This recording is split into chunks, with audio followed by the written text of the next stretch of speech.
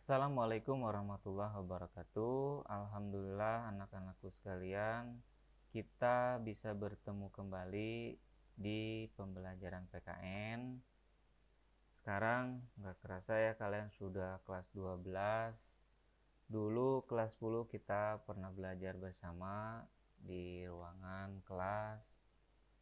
Kelas 11 kalian belajar sama Pak Hilman. Di kelas 12 sekarang kalian belajar lagi sama Bapak.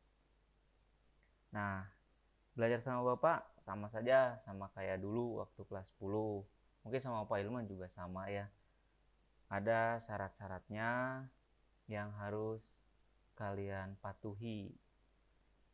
Yang pertama, masalah buku undang-undang. Buku undang-undang itu tetap jadi pegangan kita selama belajar.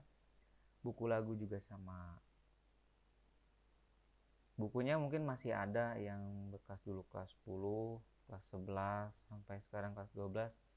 Kalau yang hilang ya wayahna kalian harus mencari kembali gitu, atau mungkin beli lagi, nggak mahal.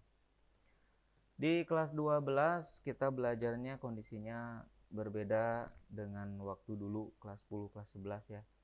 Kita nggak bertatap muka sama sekali, kita belajarnya daring.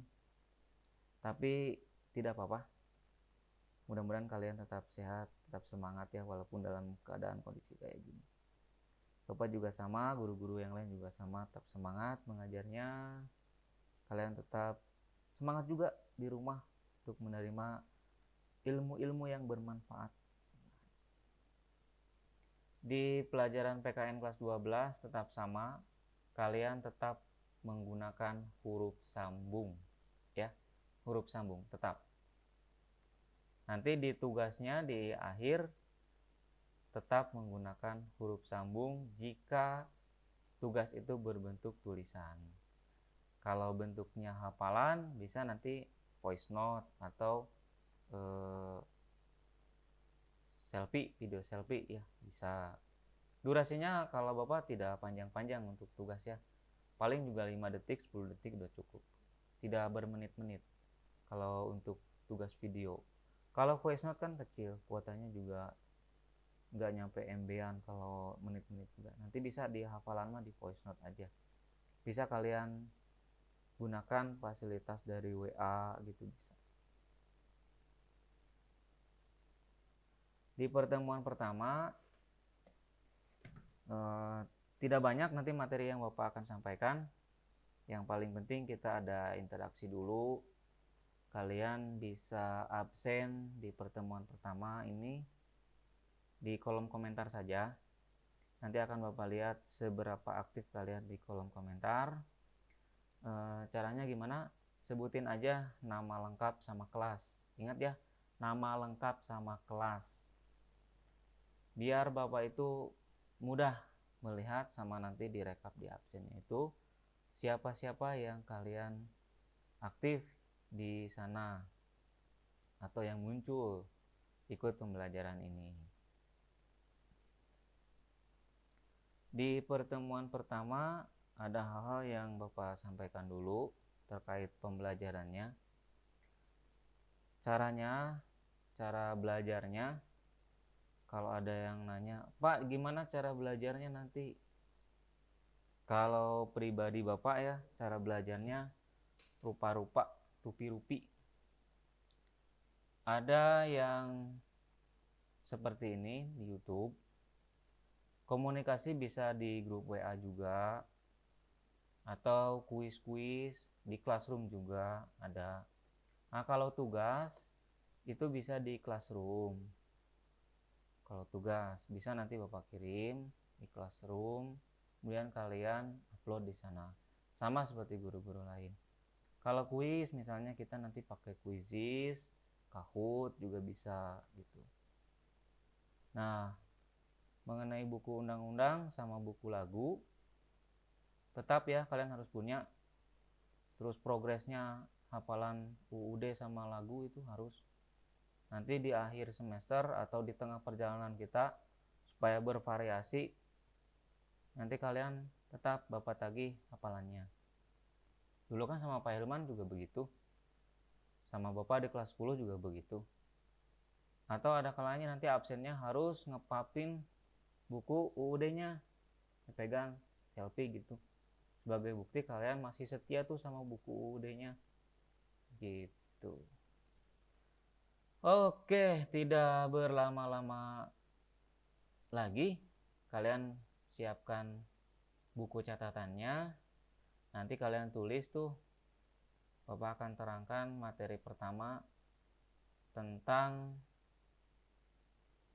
hak dan kewajiban. Oh iya, di kelas 12 kalau sesuai kurikulum kita punya target 4 bab ya. 4 bab. Mudah-mudahan tercapai.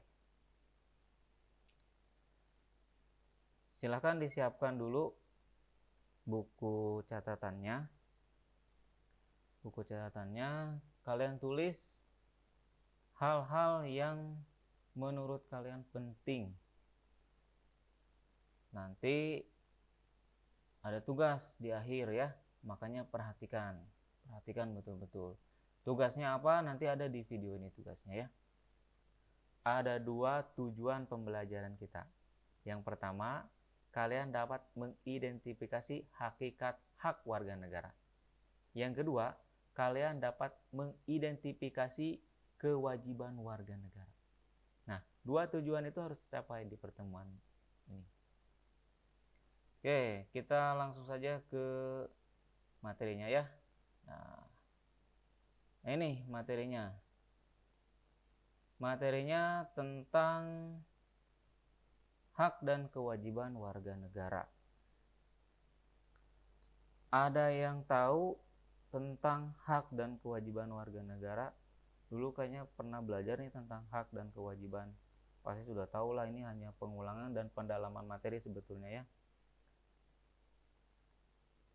Nah, di antara kalian ada yang tahu apa itu hak? Hak, kalau kita lagi ngobrol-ngobrol gitu pasti itu hak saya, eta mah nu urang gitu kan. Nah, itu bagian dari hak. Nah gitu. Tapi ada yang tahu nggak apa itu hak? Nah, mari kita lihat. Jadi, hak di sini adalah semua hal yang Anda peroleh atau Anda dapatkan. Jadi semua hal-hal yang kalian peroleh itu adalah hak. Yang kalian dapatkan itu hak kalian. Gitu. Bentuknya kayak gimana Pak? Bentuknya ya seperti kewenangan atau kekuasaan untuk melakukan sesuatu. Nah, itu dia. Hak adalah dampak dari sebuah kewajiban. Jadi hak mah ya, hak itu dampak setelah kewajibannya selesai. Jadi sebetulnya kewajiban dulu, bukan hak dulu. Kalau kalian kewajibannya sudah terlaksana, maka secara tidak langsung hak itu akan didapat oleh kita. Dengan kata lain, bahwa kita semua harus melaksanakan kewajibannya dulu, baru hak kemudian akan kita dapat. Misalnya, seorang buruh bekerja, dia akan mendapatkan upah setelah dia bekerja dulu. Setelah dia bekerja, kerjaannya selesai dalam kurun waktu tertentu sesuai dengan target, maka uangnya akan dapat. Begitu. Itu tentang hak. Berikutnya, HAM. Apa itu HAM? Kepanjangan dari hak asasi manusia. Adalah hak yang melekat pada diri setiap pribadi manusia. Yang melekat ini adanya sejak lahir. Kalau HAM ini ya. Nah, selain HAM, kita harus tahu juga tentang hak warga negara. HAM dan hak warga negara itu beda. Bedanya lihat. Hak warga negara adalah seperangkat hak yang melekat dalam diri manusia dalam kedudukannya sebagai anggota dari sebuah negara. Kalau HAM itu pribadi. Kalau hak warga negara, di mana posisi kita? Misalnya dalam sebuah warga negara ya, sebuah negara dalam negara gitu. Negara Indonesia misalnya. Nah, itu disebutnya hak warga negara. Ada bedanya dengan HAM. Kita lihat. Nah, kalau hak asasi itu sifatnya universal. Universal menyeluruh ya, menyeluruh. Dan ini tidak terpengaruh dengan status kewarganegaraan. Kalau HAM, dimanapun, yaitu HAM, hak asasi manusia. Tapi kita punya hak warga negara, ya, kita punya hak warga negara. Hak warga negara itu, nah ini dibatasi oleh status warga negaraan. Kalau misalnya gini, contohnya, kita warga negara Indonesia, kita punya hak menjadi presiden, contohnya ya. Tapi itu hak kita sebagai warga negara Indonesia. Tapi kalau WNA nggak bisa. Nah, itu yang dimaksud dengan hak warga negara. Jadi hanya warga negara Indonesia saja yang boleh jadi presiden gitu kan. Nah, tidak semua hak warga negara adalah HAM. Iya jelas. Tapi semua HAM adalah hak warga negara. Gitu. Berikutnya, hak dan kewajiban warga negara adalah dua hal yang saling berkaitan. Jadi, hak dengan hak warga negara. Jadi, hak dan kewajiban warga negara itu adalah dua hal yang saling berkaitan. Tidak bisa dipisahkan.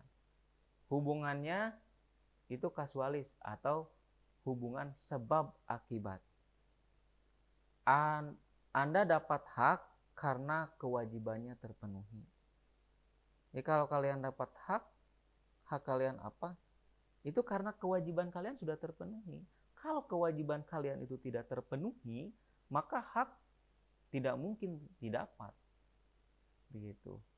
Contohnya seperti tadi, mana mungkin buruh dapat upah kalau dia nggak kerja, gitu. Nanti kalau kalian lulus, bekerja, kalau kerjanya bagus, beres, sesuai dengan target, pasti dapat upah. Tapi kalau misalnya tiba-tiba dapat upah tanpa kerja, mustahil gitu. Nah, itu yang disebut dengan ada hubungan antara hak dan kewajiban. Hak dan kewajiban warga negara apalagi, itu nggak bisa dipisahkan. Dua-duanya adalah hubungan sebab dan akibat. Itu. Ya, hari ini begitu aja materinya, segitu aja. Tidak banyak, yang penting kalian sudah mengetahui antara hak, HAM, dan hak warga negara. Pertama, hak itu apa? HAM itu apa? Kemudian hak warga negara itu apa? Begitu. Buat kalian tugasnya, kalian harus membuat satu paragraf saja, ya. Tugasnya kalian membuat satu paragraf saja, ringkasan dari materi yang Bapak sampaikan tadi, harus memuat 3 unsur. Yang pertama, hak, HAM, dan hak warga negara. Coba kalian uraikan dengan bahasa kalian sendiri. Jangan banyak-banyak, yang penting satu paragraf saja sudah memuat itu. Tulis di buku catatan menggunakan huruf sambung. Ya, tetap. Seperti kita ketemu pertama kali, menggunakan huruf sambung. Supaya lebih bagus lagi, lebih mahir lagi. Di foto, kemudian upload ke Google Classroom. Itu saja barangkali yang dapat Bapak sampaikan di pertemuan pertama ini. Mudah-mudahan ada manfaatnya. Terima kasih atas perhatian dari kalian semua yang sudah bergabung di YouTube. Ini pertemuan awal, mudah-mudahan menjadi awal yang baik untuk pembelajaran kita ke depannya. Yang belum absen, di kolom komentar ya, tidak di WA, tidak di Classroom, tapi di kolom komentar untuk absennya. Jangan lupa subscribe juga channel Bapak biar ada informasi apa-apa langsung muncul notifnya, jadi langsung klik subscribe, like juga. Terima kasih untuk semuanya. Bapak akhiri. Assalamualaikum warahmatullahi wabarakatuh.